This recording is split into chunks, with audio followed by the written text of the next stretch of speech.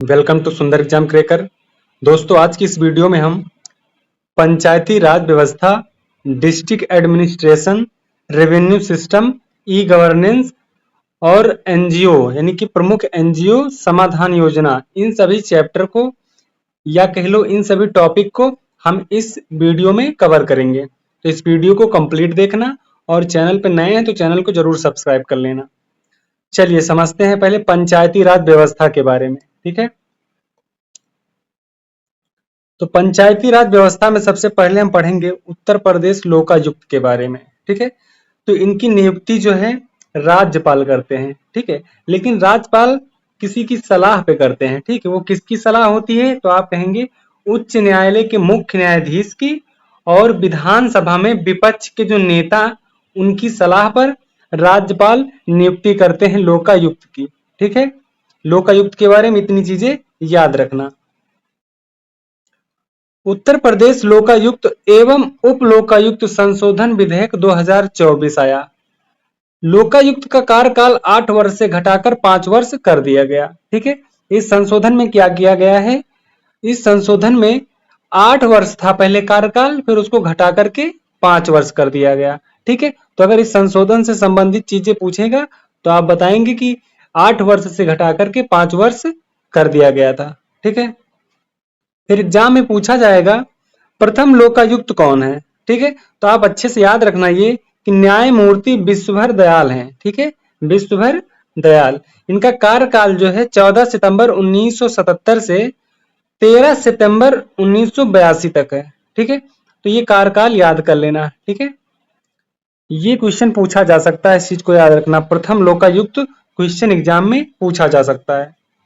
उसके बाद बात करते हैं कि क्वेश्चन यहां से बनेगा कि सबसे अधिक समय लोका पद पर रहने वाले व्यक्ति कौन है, तो आप बताएंगे न्यायमूर्ति एन के मेहरोत्रा। ठीक है, ये 16 मार्च 2006 से 31 जनवरी 2016 तक पद पर रहे हैं। ठीक है, यहाँ पे लाइन लिखी, आप इसको समझना कि सबसे अधिक समय लोकायुक्त पद पर रहने वाले व्यक्ति हैं कौन, तो आप कहेंगे न्यायमूर्ति एन के मेहरोत्रा। तो ये चीजें याद रखना लोकायुक्त के बारे में। ठीक है, लोकायुक्त के बारे में यहां से सिर्फ 3 पॉइंट याद रख लेना, 3 पॉइंट से ही क्वेश्चन बनेगा और यही आपके एग्जाम में आएगा। ठीक है, अब आगे बात करते हैं, उत्तर प्रदेश पंचायती राज व्यवस्था की बात चल रही है तो इसमें हम समझेंगे पंचायती राज व्यवस्था क्या होती है। ठीक है, पंचायती राज व्यवस्था का अर्थ क्या होता है, तो आप आसान भाषा में समझेंगे पंचायती राज का अर्थ होता है, यानी पंचायत जो शब्द है, इस पंचायत का अर्थ होता है एक सभा या 5 लोग जो शासन करते हैं उसे हम क्या कहते हैं, पंचायत कहते हैं। ठीक है, पंचायती राज को रूरल एरिया यानी कि ग्रामीण क्षेत्र कहा जाता है या फिर इसे हम क्या कहेंगे, तहसील के रूप में भी जानते हैं। ठीक है, तो ये चीज याद रखना। अगला पॉइंट है भारत में स्थानीय स्वशासन का जनक पूछेगा क्वेश्चन। ठीक है, तो आपको याद होना चाहिए लॉर्ड रियन है। ठीक है, स्थानीय स्वशासन का जनक अगर क्वेश्चन पूछा गया तो आप बताएंगे लॉर्ड रियन है। ठीक है, उत्तर प्रदेश पंचायती राज अधिनियम 1947, ये इंपॉर्टेंट है अधिनियम, इस इंपॉर्टेंट अधिनियम को एक बार फिर से पढ़ लेना। ठीक है, पंचायती राज अधिनियम अगर इस चैप्टर से क्वेश्चन आया तो यहां से क्वेश्चन आने के ज्यादा चांस हैं। तो उत्तर प्रदेश पंचायती राज अधिनियम 1947, ठीक है, इसके माध्यम से क्या हुआ था, इसके माध्यम से पंचायतों की स्थापना की गई थी। ठीक है, तो एग्जाम में पूछा जाएगा कि पंचायत की स्थापना किस अधिनियम के अंतर्गत हुई, तो आपको ऑप्शन में मिलेगा तो आप कहेंगे अधिनियम 1947। ठीक है, पंचायती राज अधिनियम 1947। अब फिर एक और अधिनियम आता है जो इंपॉर्टेंट है, इसको भी याद रखना। ठीक है, एक और अधिनियम आता है जिसके तहत त्रिस्तरीय प्रणाली लागू की गई। ठीक है, तो वो कौन सा अधिनियम है, तो आप कहेंगे उत्तर प्रदेश क्षेत्र समिति एवं जिला परिषद अधिनियम 1961। ठीक है, इसके अंतर्गत त्रिस्तरीय की प्रणाली लागू की गई। वो त्रिस्तरीय की प्रणाली क्या है, तो आप कहेंगे पहला ग्राम पंचायत है, फिर क्षेत्र पंचायत है, फिर जिला पंचायत है। ठीक है, ये चीज याद रखना कि त्रिस्तरीय में जो सबसे टॉप पे है वो क्या है, जिला पंचायत है। ठीक है, इससे फिर नीचे कौन सा है, तो आप कहेंगे क्षेत्र पंचायत है, और सबसे नीचे ग्राम पंचायत है। यानी फर्स्ट पे ये है, सेकंड पे ये, थर्ड पे ये है। ठीक है, अब इनके बारे में हम अच्छे से पढ़ेंगे। ठीक है, अब यहाँ पे समझते हैं कि 73वां जो संविधान संशोधन 1992 हुआ है, ठीक है, ये भी संशोधन है, ठीक, इसको याद रखना। जो 92 संशोधन है 1900, पंचायतों को संवैधानिक दर्जा प्रदान किया गया है। ठीक है, इस संविधान संशोधन के द्वारा क्या किया गया है, पंचायत को संवैधानिक दर्जा प्रदान किया गया है। ठीक है, और ये संवैधानिक दर्जा ये जो किसमें आता है, तो आप कहेंगे आर्ट यानी अनुसूची 11 में आता है। ठीक है, अनुसूची 11 में आता है। फिर यहाँ से क्वेश्चन बनेगा कि जो अनुसूची 11 इसमें कितनी सब्जेक्ट शामिल है। ठीक है, तो आप कहेंगे यहाँ पे कितनी सब्जेक्ट है, यहाँ पे सब्जेक्ट है 29 सब्जेक्ट। ठीक है, अनुसूची 11 में 29 विषय को शामिल किया गया है। ठीक है, ये चीज याद रखना। चलिए अब त्रिस्तरीय वाली व्यवस्था यानी प्रणाली को समझते हैं। तो सबसे टॉप पे जैसे हमने बताया क्या है, जिला पंचायत है। तो जिला पंचायत के बारे में हम पढ़ते हैं। त्रिस्तरीय व्यवस्था में सबसे जो शीर्ष पर है वो जिला पंचायत, शीर्ष मतलब टॉप पे है। ठीक है, सबसे जो टॉप पे है वो क्या है, जिला पंचायत है। जिला पंचायत के अध्यक्ष एवं उपाध्यक्ष का चुनाव पंचायतों के सदस्य द्वारा किया जाता है। ठीक है, जिला पंचायत के सदस्यों का चुनाव वयस्क जनता द्वारा किया जाता है। ठीक है, तो ये जिला पंचायत के बारे में इतना चीजें याद रखना। अब हम बात करेंगे क्षेत्र पंचायत के बारे में। क्षेत्र पंचायत ये द्वितीय स्तर की व्यवस्था है। ठीक है, त्रिस्तरीय जो व्यवस्था है इसमें ये द्वितीय स्तर की व्यवस्था है। ठीक है, फिर ग्राम पंचायत की बात करेंगे, इसमें विशेष पढ़ना नहीं है। ठीक है, इसमें बस इतना याद रखो कि क्षेत्र पंचायत जो व्यवस्था है ये द्वितीय स्तर की व्यवस्था है। ठीक है, ये ग्राम पंचायत के बारे में जानते हैं। ग्राम पंचायत जो है त्रिस्तरीय जो व्यवस्था है ये सबसे निचला स्तर है इसमें। ठीक है, तो यहां से क्वेश्चन पूछा जाता है कि ग्राम पंचायत का जो अध्यक्ष होता है वो कौन होता है। ठीक है, तो आप क्या बताएंगे, ग्राम प्रधान का जो अध्यक्ष होता है वो ग्राम प्रधान होता है। ठीक है, न्यूनतम आयु की बात करेंगे तो आप कहेंगे 21 वर्ष। तो ये दो चीजें तो आपको अच्छे से पता थी। ठीक है, फिर आगे बात करते हैं ग्राम पंचायत के बारे में। देखो ये जो अध्यक्ष होते हैं ग्राम प्रधान होते हैं। ठीक है, जिसका चुनाव अप्रत्यक्ष रूप से ग्राम सभा के 18 वर्ष या उससे अधिक आयु के मतदाताओं द्वारा किया जाता है। तो ये लाइन तो आप सभी को मालूम है। ठीक है, क्योंकि ग्राम सभा में यानी ग्राम में जब चुनाव होता है जो ग्राम में प्रधान बनता है उसी को हम क्या कहते हैं, ग्राम प्रधान कहते हैं। ठीक है, वही क्या कहलाता है, अध्यक्ष कहलाता है। त्रिस्तरीय व्यवस्था में ग्राम प्रधान को क्या कहते हैं, अध्यक्ष कहते हैं। तो यहां से भी क्वेश्चन पूछा जा सकता है, इसलिए चीजों को अच्छे से याद रखना। चलिए अब थोड़ा आगे बात करते हैं। अब यहाँ पे हम पढ़ेंगे नगर निकाय प्रणाली के बारे में। ठीक है, ये आपने बहुत देखा होगा, ये सारी चीजें कहाँ हैं, ये शहरों में है। ठीक है, अभी तक जो ग्रामीण क्षेत्र की बात की हमने, ठीक है, ये शहरों की बात होगी। ठीक है, तो आप कहेंगे इसकी जो शुरुआत हुई है, इसकी जो स्टार्टिंग हुई है वो 1916 से हुई है। ठीक है, 1916 से हुई है। संयुक्त प्रांत नगर पालिका अधिनियम 1916 के द्वारा। तो ये चीजें पूछी जा सकती हैं कि कौन से अधिनियम के द्वारा इसकी शुरुआत की गई है। तो आप बताना संयुक्त प्रांत नगर पालिका अधिनियम 1916 के द्वारा। ठीक है, यही सारी चीजें एग्जाम में पूछी जाएंगी। ठीक है, तो ये चीजें याद रखना। उत्तर प्रदेश नगर निगम अधिनियम 1959 में अधिनियम किया गया था। ठीक है, ये जो नगर निगम अधिनियम है, ठीक है, ये 1959 में अधिनियम किया गया था। ठीक है, 74वां जो संविधान संशोधन 1952 था, ठीक है, इसके माध्यम से क्या हुआ गया था, नगर पालिका के लिए एक विशेष व्यवस्था की गई थी। ठीक है, क्या की गई थी, विशेष व्यवस्था की गई थी। तो ये सारी चीजें कहाँ आती हैं, तो आप कहेंगे ये सारी चीजें अनुसूची 12 में आती हैं। ठीक है, कहाँ आती हैं, अनुसूची 12 में आती हैं। और भाग की बात करें तो भाग जो है वो 9 के का में आता है। और आर्टिकल की बात करें तो 243 के पी से 243 का जेड जी तक। ठीक है, ये आर्टिकल है। तो ये तीनों चीजें याद रखना, एक यहाँ अनुसूची याद रखना, एक यहाँ पे पार्ट यानी भाग याद रखना, और यहाँ पे आर्टिकल यानी अनुच्छेद याद रखना। ठीक है, अब हम समझते हैं जो ये नगर निकाय है कितने प्रकार के हैं। ठीक है, तो यहाँ हम पढ़ेंगे उत्तर प्रदेश में जो म्युनिसिपल यानी 3 प्रकार के गठित किए जाते हैं। कितने प्रकार के, 3 प्रकार के गठित किए जाते हैं। पहला कौन सा, तो पहला आप कहेंगे नगर निगम, दूसरा यहाँ पे पढ़ेंगे नगर पालिका परिषद, तीसरा यहाँ पढ़ेंगे नगर पंचायत। ठीक है, तो तीनों को हम पढ़ते हैं अच्छे से। देखो नगर निगम जो है इसे हम क्या कहेंगे, ऐसी मतलब कौन सा क्षेत्र है, कौन सी आबादी है जिसे हम नगर निगम घोषित करेंगे, ठीक है, या नगर निगम का दर्जा देंगे। तो आप कहेंगे 10 लाख से अधिक आबादी वाले, और दूसरा 5 लाख से अधिक व 10 लाख से कम आबादी वाले नगरों को हम नगर निगम का दर्जा देंगे, ठीक है। दूसरा, नगर पालिका परिषद, यानी 1 लाख से अधिक तथा 5 लाख से कम आबादी वाले नगरों को हम नगर पालिका परिषद का दर्जा देंगे, ठीक है। इसी प्रकार नगर पंचायत, 15,000 से अधिक व 1 लाख से कम आबादी वाले नगरों को हम नगर पंचायत का दर्जा देते हैं, ठीक है। ये चीजें आप समझ गए। अब इनको हम डिटेल से एक एक करके समझते हैं। जैसे नगर निगम के बारे में, तो इसकी रचना कैसे होती है, तो आप कहेंगे एक मेयर होते हैं, ठीक है, उसमें एक उप मेयर होते हैं और 3 सभासद होते हैं, यानी टोटल यहाँ सदस्य कितने हो गए, 5 होते हैं। तो कभी कभी टोटल सदस्य भी पूछ लेता है मेयर उप मेयर को मिला करके, ठीक है। तो ये जरूर याद रखना। इनका जो चुनाव होता है वो वयस्क मताधिकार द्वारा चुना जाता है, ठीक है। ये इनके कार्यकाल की बात करें तो ये 5 वर्ष का कार्यकाल होता है। तो नगर निगम के बारे में ये पॉइंट याद रखना। नगर निगम में निर्वाचित सदस्यों की जो संख्या है वो 60 से अधिक व 110 से कम होती है। तो ये भी लाइन इंपॉर्टेंट है, ठीक है। कभी कभी निर्वाचित सदस्यों की संख्या भी एग्जाम में पूछ लेता है, ठीक है।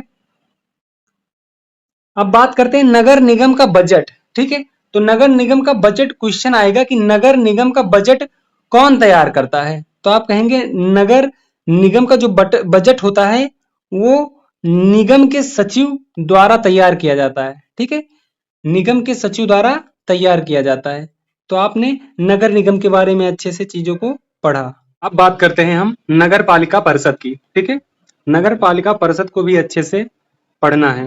देखो इसकी जो रचना है, इसमें एक अध्यक्ष होते हैं, एक उपाध्यक्ष होते हैं, 3 सभासद होते हैं, यानी टोटल यहाँ पर भी 5 सदस्य होते हैं, ठीक है।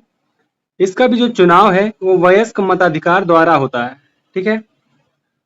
परिषद में निर्वाचित सदस्यों की जो संख्या है 25 से 55 के बीच में होती है।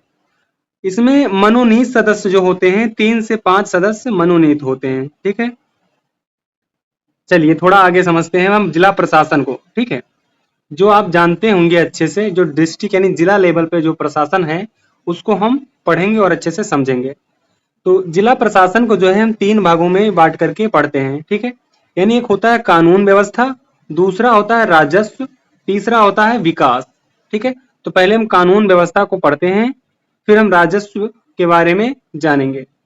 तो देखो कानून व्यवस्था में सबसे पहले कौन होता है, कानून व्यवस्था में सबसे पहले डीजे होता है। डीजे यानी जिला जज जो जिसे कहते हैं, ठीक है, जिला न्यायाधीश होते हैं ये डीजे।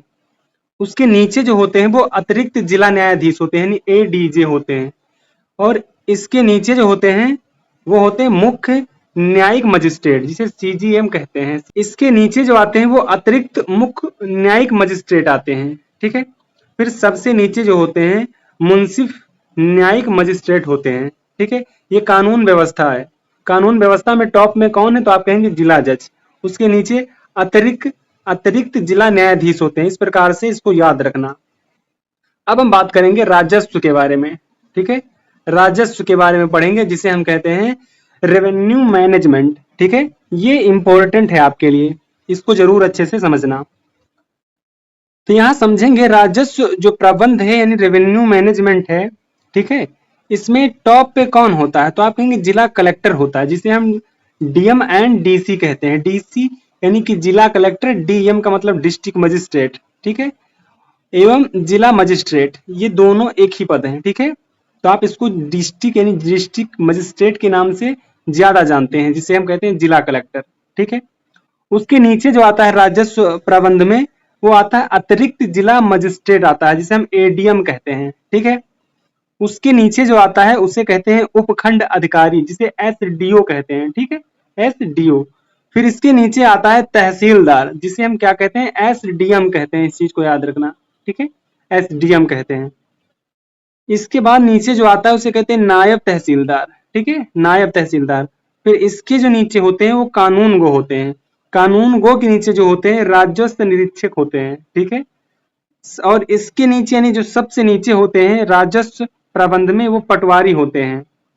अब चलिए बात करते हैं हम विकास की, ठीक है, विकास को समझते हैं। तो देखो विकास को हम दो तरीकों से पढ़ेंगे, ठीक है। यानी डेवलपमेंट को हम क्या है दो प्रकार से, यानी ग्रामीण क्षेत्र का विकास, एक शहरी क्षेत्र का विकास, ठीक है। यानी कि रूरल एरिया होता है, एक अर्बन एरिया होता है, इसको हम अच्छे से पढ़ेंगे।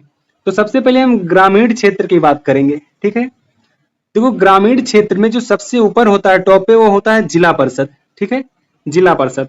जिला परिषद में जो प्रमुख होता है यानी जिला प्रमुख होता है, यानी जिला हेड होता है, ठीक है। उसके बाद जो दूसरा होता है वो सीईओ होता है, ठीक है, यानी कि चीफ एग्जीक्यूटिव ऑफिसर होता है, ठीक है। उसके बाद जो सेकंड नंबर पे यहाँ आता है जिला परिषद के बाद, वो होता है पंचायत समिति होता है, ठीक है। यानी हमने यहाँ पे क्या समझा था, यहाँ का जो प्रमुख है यानी कि जिला हेड होता है, डिस्ट्रिक्ट हेड होता है, ठीक है। और यहाँ पे पंचायत समिति जो है, इसका जो यहाँ पे आएगा बात, तो एक प्रधान हेड होता है इसका, ठीक है। पंचायत जो समिति होता है इसका प्रधान हेड होता है, ठीक है। और दूसरा बीडीओ होता है, ठीक है, यानी ब्लॉक डेवलपमेंट ऑफिसर जो होते हैं, ठीक है। फिर यहाँ पे पंचायत समिति में ग्राम पंचायत होता है। आप समझते हैं जो ग्राम पंचायत है, ग्राम पंचायत के ऊपर क्या होता है, पंचायत समिति होती है। तो ग्राम पंचायत में जो हेड है वो सरपंच होता है। ग्राम पंचायत यानी गांव का जो हेड है वो सरपंच होता है। और दूसरा ग्राम सेवक होता है। यानी आप ऐसे समझ सकते हैं, नीचे से स्टार्ट करेंगे ग्राम पंचायत से, तो ग्राम पंचायत में जो ग्राम में हेड होता है वो सरपंच होता है और एक ग्राम सेवक होता है। थोड़ा सा इसके ऊपर जब आप जाएंगे पंचायत समिति की बात करेंगे, तो इसमें जो हेड आएगा वो प्रधान होता है, ठीक है, जो ग्राम सभा का प्रधान होता है, ठीक है। और दूसरा बीडीओ होता है। फिर पंचायत समिति के ऊपर जाएंगे तो ये जिला परिषद आता है, ठीक है। यहाँ अगर हेड की बात करेंगे तो डिस्ट्रिक्ट हेड होते हैं और दूसरे एसईओ होते हैं, ठीक है। तो एक ग्रामीण का विकास इसी प्रकार से होता है, ठीक है, यानी जिला लेवल से स्टार्ट होता है ग्राम पंचायत लेवल तक। तो इस प्रकार से इसका विकास होता है। जो यहाँ जिला प्रमुख होता है, जो जिले में जैसे सड़क हो गया, नाली, इस प्रकार के जो सारे काम आते हैं वो यही देखता है, ठीक है, जिसे हम जिला प्रमुख कहते हैं। तो ग्रामीण के बारे में यानी ग्रामीण क्षेत्र के बारे में, इसके विकास को लेकर के आप समझ गए होंगे कि कैसे कैसे यहाँ विकास होता है ग्रामीण क्षेत्र का, ठीक है। जिला परिषद पे होता है, फिर पंचायत समिति होती है, फिर ग्राम पंचायत पर होता है, ठीक है। इन तीन चरण होते हैं, तीनों के अलग अलग हेड होते हैं, तीनों के अलग अलग हेड होते हैं, ठीक है। चलिए बाकी थोड़ा बात करते हैं इसके बारे में, जो हम पढ़ेंगे अब शहरी क्षेत्र के बारे में, ठीक है, यानी अर्बन एरिया के बारे में। तो देखो अर्बन एरिया यानी शहरी क्षेत्र जो होता है, इसे हम तीन भागों में पढ़ते हैं, ठीक है। ये तीन भागों में डिवाइड है। आप कहेंगे एक बड़े स्तर पे होता है, एक मध्यम स्तर पर होता है, एक छोटे स्तर पे होता है, ठीक है। यानी छोटे शहर की बात होगी, मध्यम शहर की बात होगी और बड़े शहर की बात होगी, ठीक है। तो हम बड़े शहर को पहले स्टार्ट करते हैं। बड़े शहर यानी बड़ा शहर किसे कहते हैं, जिसमें नगर निगम शामिल हो। नगर निगम कैसे बनता है, तो आपने अभी ऊपर पढ़ा था, जिसमें 5 लाख से प्लस और 10 लाख से कम संख्या होनी चाहिए जनसंख्या, ठीक है, उसे हम नगर निगम कहेंगे। यहाँ पे हमने पढ़ा था जो हेड होगा महापौर होगा और दूसरा सीईओ होगा, ठीक है। ऐसे ही जो मध्यम शहर है ये नगर परिषद है, ठीक है, नगर परिषद। मध्यम शहर किसे कहेंगे, नगर परिषद को। यहाँ पे जो हेड आएगा सभापति होगा और आयुक्त होगा, ठीक है। नगर निगम, नगर परिषद और नगर पालिका, इसको हमने ऊपर पढ़ा भी है अच्छे से। एक बार आप वहां पर जाकर के नगर निगम की विशेषता, नगर परिषद की विशेषता और नगर पालिका की विशेषता देख सकते हैं, ठीक है। अब नगर पालिका की बात करेंगे तो इसमें अध्यक्ष होते हैं, ठीक है, फिर अधिशासी अधिकारी होते हैं, ठीक है, नगर पालिका में। इसी प्रकार नगर परिषद में सभापति होते हैं, आयुक्त होते हैं। नगर निगम में महापौर होते हैं, सीईओ होते हैं, ठीक है। तो ये शहर का इसी चरण में विकास होता है, ठीक है। तो इस चीज को याद रखना। अब यहाँ पे हम बात करेंगे ई गवर्नेंस के बारे में, ठीक है, यानी उत्तर प्रदेश में ई गवर्नेंस संबंधी परियोजनाओं के बारे में बात करेंगे, ठीक है। इसको पढ़ने के बाद हम समाधान पोर्टल के बारे में पढ़ेंगे, ठीक है, फिर ये क्लास आपकी कंप्लीट हो जाएगी। तो ई गवर्नेंस में हम सबसे पहले लोकवाणी की बात करेंगे, ठीक है, लोकवाणी। लोकवाणी ये ई गवर्नेंस है, ये परियोजनाएं हैं ई गवर्नेंस की, ठीक है। लोकवाणी को याद रखना अच्छे से, क्वेश्चन पूछा जाएगा इसकी स्टार्टिंग जो है कब हुई थी, ठीक है। तो आप बताएंगे, इसके दो क्वेश्चन पूछे जाते हैं, स्टार्टिंग कब हुई थी और कहां से हुई थी। ठीक है, तो आपसे पूछा जाएगा पहला जनपद कौन है जहां से लोकवाड़ी की स्टार्टिंग हुई थी। ठीक है, तो आप बताएंगे 9 नवंबर 2004 को इसकी स्टार्टिंग हुई थी। कहां से? सीतापुर जनपद से। ठीक है, कहां से? सीतापुर जनपद से। अब इसका हम उद्देश्य समझेंगे, लोकवाड़ी का क्या समझेंगे? उद्देश्य समझेंगे। अब हम इसका उद्देश्य समझेंगे। देखो, जनता की शिकायतों की निगरानी करना। ठीक है, जनता ने जो शिकायत की है उसकी ये निगरानी करता है तथा उनके समाधान के लिए सुविधा प्रदान करता है। ठीक है, सेवा की बात करें तो आय प्रमाण पत्र, मृत्यु प्रमाण पत्र, जन्म प्रमाण पत्र, निवास प्रमाण पत्र, जात प्रमाण पत्र, निविदा प्रमाण पत्र। ठीक है, इतनी सेवाएं प्रदान करता है। अब दूसरा जो है उसकी बात करेंगे कोषवाणी। ठीक है, कोषवाणी की बात करेंगे। ये 2023 राज्य के वित्तीय लेन देन में पारदर्शिता लाना व सरकारी विभाग से कार्यरत सभी सरकारी कर्मचारियों को उनकी मासिक व वार्षिक वेतन से संबंधित ऑनलाइन जानकारी प्रदान करना है। ठीक है, ये कोषवाणी है। तो इसका उद्देश्य आपने समझा। ठीक है, ये आपके लिए मोस्ट इंपोर्टेंट है। लोकवाणी ये इंपोर्टेंट है आपके लिए। ठीक है, ये मॉडरेट है। ठीक है, इसका ज्यादा ये इंपोर्टेंट नहीं, लेकिन ये मोस्ट इंपोर्टेंट है। ठीक है, अब हम बात करते हैं जन सुविधा केंद्र की। जन सुविधा केंद्र आप सभी को पता है। ठीक है, लेकिन इसको कभी कभी एग्जाम में डायरेक्ट पूछा जाता है कि ये कब स्टार्ट हुआ था, कहां से स्टार्ट हुआ था। तो आप कहेंगे ये जन सुविधा केंद्र जो है 10 जून को स्टार्ट हुआ था 2009 में। ठीक है, कहां से? झांसी में। ठीक है, झांसी में। अब समझेंगे लोगों की शिकायतों के लिए, यानी जो लोग शिकायत करते हैं उसके लिए शीघ्र निपटाने एवं गुणात्मक की एकीकृत प्रणाली है जन सुविधा केंद्र। ठीक है, यानी लोगों की जो शिकायत है, ठीक है, जन सुविधा केंद्र पे आप जैसे ऑनलाइन एप्लीकेशन देते नहीं है, उस प्रकार की ये सारी चीजें करता है। ठीक है, अब सृष्टि की बात करें तो सृष्टि में हम जानेंगे प्रदेश की जो प्रशासनिक सीमा है तथा जो जिला है, ब्लॉक है, तहसील है, गांव है, ये आदि सभी चीजों की जानकारी आपको ऑनलाइन प्राप्त होगी ये सृष्टि के माध्यम से। ठीक है, तो ये चीज आप जानना, जैसे आप कहीं घूमने गए हैं, ठीक है, आप जिस प्रदेश में हैं आप वहां की जानकारी चाहते हैं, ठीक है, तो आप सृष्टि के माध्यम से जान सकते हैं कि आप जैसे मान लो रास्ता आप भूल गए हैं तो आप प्रदेश की जानकारी वहां से ले सकते हैं। सीमा तथा जिला, ब्लॉक, तहसील, गांव आदि इन सब चीजों की जानकारी आपको इससे ऑनलाइन मिल जाएगी। ठीक है, फिर बात करेंगे पांचवा ई सेवा की। देखो, इसके माध्यम से सरकार मनोरंजन, बैंकिंग एवं सार्वजनिक सेवाओं सहित विभिन्न क्षेत्रों को कई लाभ प्रदान करती है। ठीक है, ई सेवा भी आपके लिए इंपॉर्टेंट है, इस चीज को याद रखना। ठीक है, अब बात करते हैं वो ई सेवाएं कौन कौन सी हैं।